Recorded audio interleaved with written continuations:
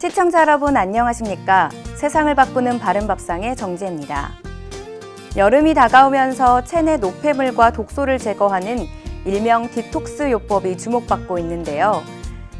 특히 과일 채소 주스를 이용하는 디톡스는 각종 영양분을 효과적으로 섭취할 수 있어서 건강에 더 좋다는 인식이 퍼지고 있는데요. 자세한 내용을 보도해드립니다. 과일과 채소를 갈아 만든 주스, 일명 해독 주스는 과일 채소 속 풍부한 항산화 영양소가 노화를 유발하는 활성산소를 제거한다고 알려지면서 더 주목받고 있습니다.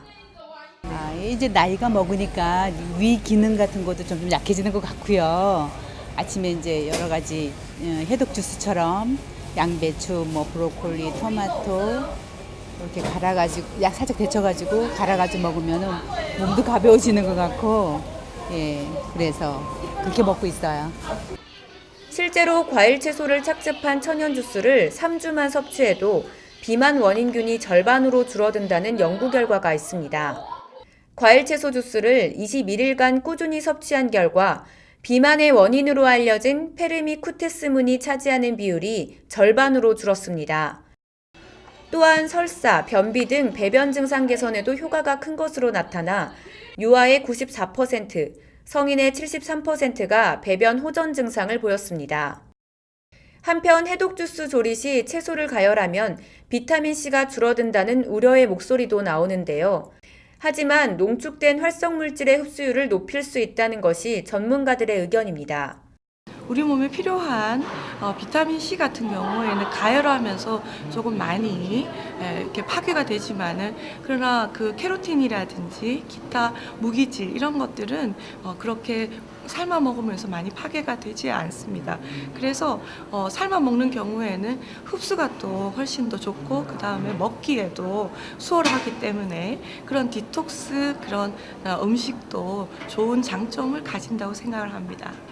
또 무엇보다 식이섬유소가 그대로 함유되어 있기 때문에 이것을 이제 가열한다거나 가열하지 않다거나 하더라도 거기에 들어있는 식이섬유소의 양은 그대로이기 때문에 우리나라 국민들의 과일 채소 섭취량이 WHO 권장량의 절반 수준에 그치는 현실에서 하루에 한 번 주스로 간편하게라도 챙겨 드시는 것이 어떨까요?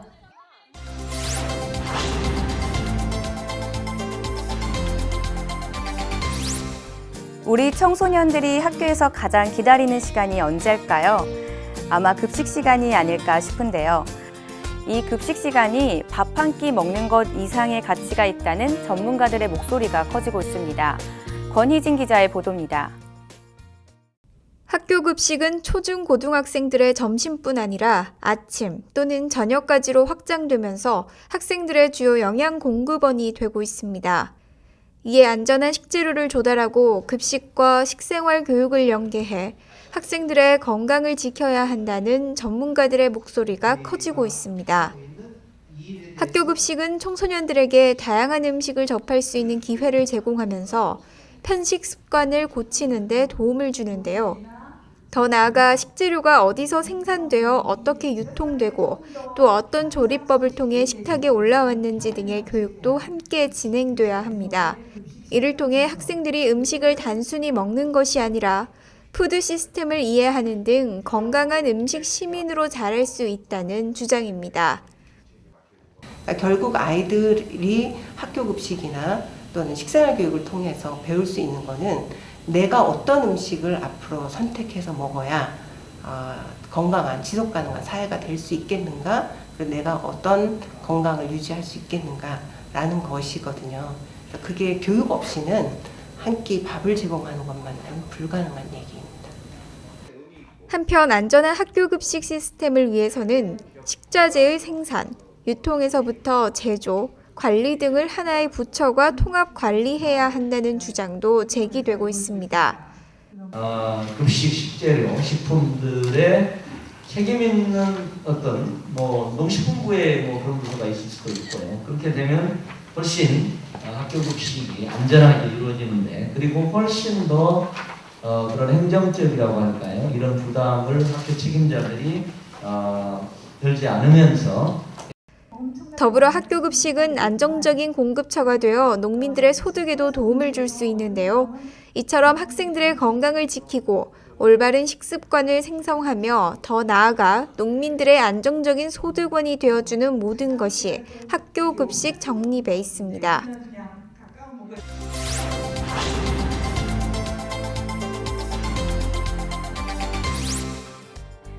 농림축산식품부와 식생활교육국민네트워크는 식생활교육 관련 학술대회 및 심포지엄을 지원할 예정입니다.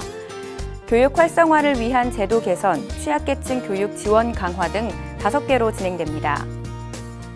식생활교육국민네트워크가 바른 식생활교육 체험관 특별 후원금을 모금합니다. 후원금은 교육시설 및 기자재 확충, 텃밭 조성, 취약계층 프로그램 개발에 사용될 예정입니다. 한편 바른 식생활교육 체험관은 상시 조리체험 교육이 가능한 공간을 확보해 전 계층을 대상으로 다양한 교육을 실시하고자 조성됐습니다.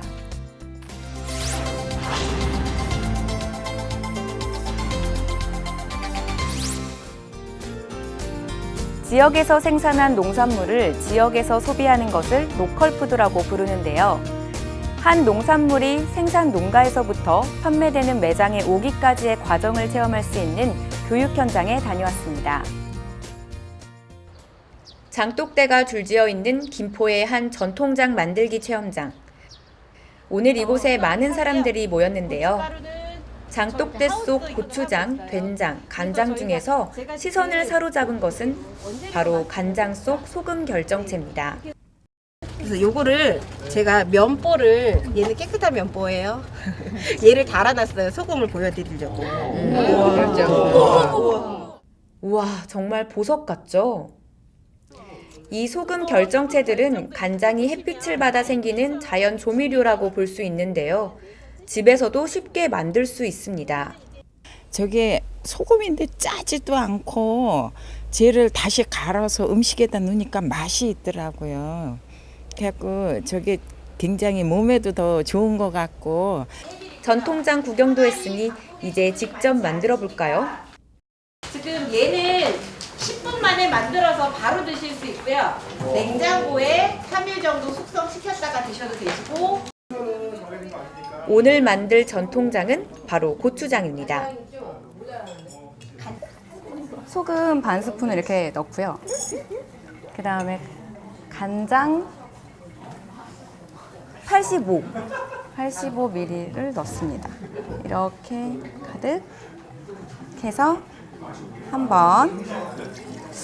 그 다음이 뭐였죠? 네, 매실. 매실을 가득 2컵. 한 번. 그리고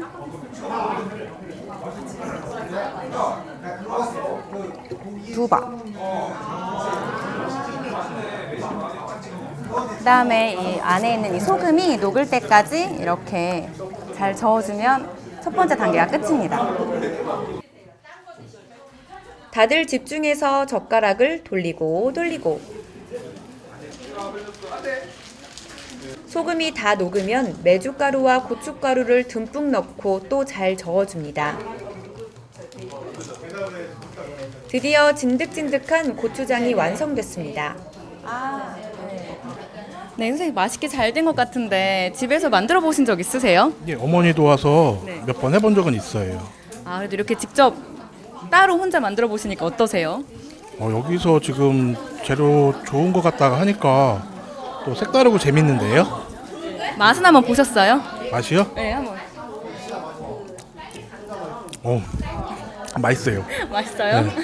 네, 이렇게 고추장 만들어 본 적이 없었을 것 같은데 직접 만들어 보니까 어떠세요? 고추장이 이렇게 금방 만들어지는지 몰랐고 이렇게 직접 만들어서 먹으니까 좋은 것 같고요. 집에 가서 부모님이랑 같이 비빔국수 해먹고 싶어요. 두 손 무겁게 고추장을 들고 다음 장소로 출발! 이곳에서는 어떤 체험을 할 수 있을까요? 무슨 치즈 만드시는지 아세요? 맞아요. 스트링 치즈를 만들 건데요. 우유 덩어리를 65도씨 정도 되는 뜨거운 물에 잘 녹이고 늘어나는 치즈를 잘 접어서 차가운 소금물에 담가주면 스트링 치즈가 완성되는데요. 자, 다 같이. 선생님의 수업 내용을 토대로 직접 치즈를 만들어 보는 시간. 치즈를 만든다는 게 신기하기만 한데요. 너무 재밌고 뜻깊은 시간을 보내고 있어서 좋아요. 치즈는 사실 직접 만들어 본 건 처음인데 보통 막 뭐 집에서라든지 어디서 치즈를 직접 만드는 경우는 되게 드물잖아요. 그래가지고 여기서 직접 만들어 보니까 되게 재밌는 것 같고 시중에서 파는 치즈랑 맛이 조금 다르더라고요. 직접 먹어보니까 그런 점에서도 되게 새로운 치즈를 먹어볼 수 있다는 점에서 되게 독특한 경험이었던 것 같아요. 이렇게 체험을 통해 만나본 김포의 농산물들은 모두 김포 로컬푸드 직매장에서 매일매일 판매가 됩니다. 정말 농가소득. 지금 농산물 유통을 통해서 돈을 벌게 되면 너무나 유통 마진이 많기 때문에 그분들이 노력한 대가를 못 얻고 있는데 직매장을 통해서 직거래하다 보니까 그분들은 농가소득에 도움이 되고 있고 또 소비자분들은 정말 믿을 수 있고 안전한 먹거리, 정말 신선한 농산물들을 구매할 수 있는 곳이 직매장이 아닌가 생각이 들고 있습니다. 농산물의 생산지부터 판매까지의 과정을 따라가는 이번 프로그램은 소비자들에게 로컬푸드를 알리기 위해 시작됐습니다. 생산지 견학 및 체험, 매장 견학까지 하나의 농산물에 대해 제대로 파헤칠 수 있어 남녀노소 누구에게나 인기가 좋습니다. 20대에서부터 뭐 5, 60대까지 다양한 분들이 참여를 하십니다. 성별도 당연히 남녀 모두 이제 참여하고 계시는데요. 반응 같은 경우에는 아무래도 우리 농산물에 대해서 이렇게 생산되는지 처음 알았다라는 분들도 계시고 또 어떤 분들은 우리 농산물 이렇게 맛있는지 처음 알았으니까 우리 농산물 특히 우리 그 과일 같은 경우에도 또는 채소 같은 경우에도 그런 것들을 좀 더 먹어야겠다라고 하시는 분들도 많으시고요. 이번 투어의 마지막 목적지, 로컬푸드 직매장입니다. 생산 현장에서 직접 봤던 대표님들을 사진으로 보니 더 반가운데요. 신선한 농산물을 믿고 먹을 수 있고 유통마진을 줄여 가격도 합리적이니 로컬푸드, 소비자들의 사랑을 받을 수밖에 없겠죠. 직접 오면은 농부님들 얼굴도 직접 보고 어디서 재배하는지도 볼 수가 있고 그날 딴 채소들을 바로 구입할 수 있다고 그래서 더 좋은 것 같아요. 평소에는 약간 농업에 대해서 그냥 좀 이렇게 좀 불투명한 좀 그런 시선이 많았는데 왜냐하면 그 농약이나 이런 거에 대해서 믿음이 많이 없었는데 오늘 이렇게 좀 직접적으로 와서 로컬푸드를 보니까 좀 더 투명한 시선을 바라보게 되었고 그 시중에 이제 평소 먹던 제품보다 훨씬 맛도 좋고 가격도 착한 것 같아서 좀 그런 거에 대해서 인식이 많이 개선된 것 같습니다. 네, 생산자와 소비자가 만나는 로컬푸드. 오늘 그 행사를 통해서 이 로컬푸드의 중요성을 더 깨달을 수 있었는데요. 오늘 밥상은요, 로컬푸드로 건강하게 차려보는 게 어떨까요?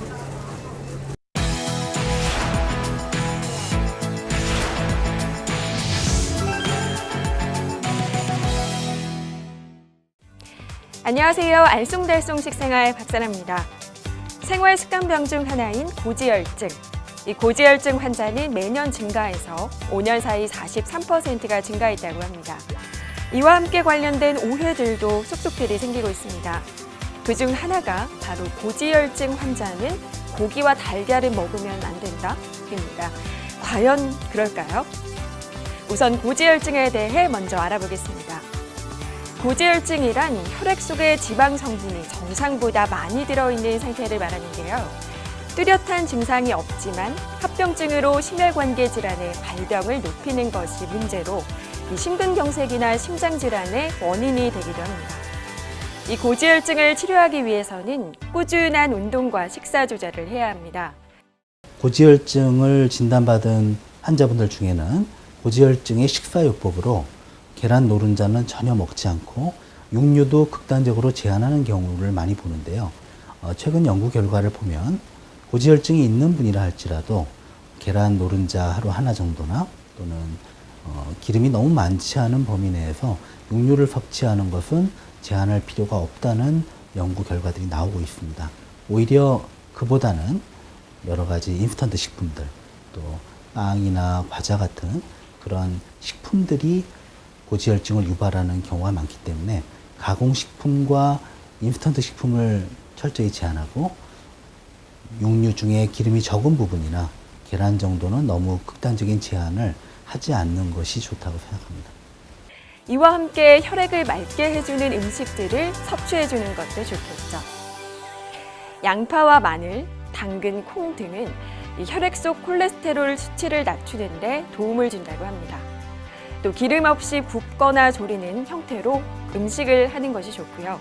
또 외식으로 육류를 먹어야 할 경우에는 가능하면 살코기를 선택, 채소를 의식적으로 많이 먹으려고 노력합시다.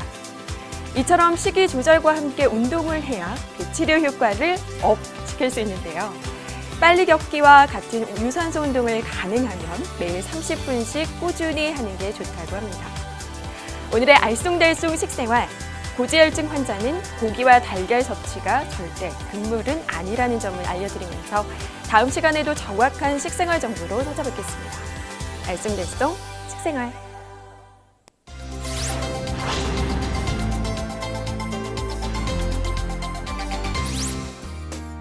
기온도 높은 데다가 비가 내린 후에 습도가 높아지면 곰팡이나 세균 번식이 높아지기 쉬운데요.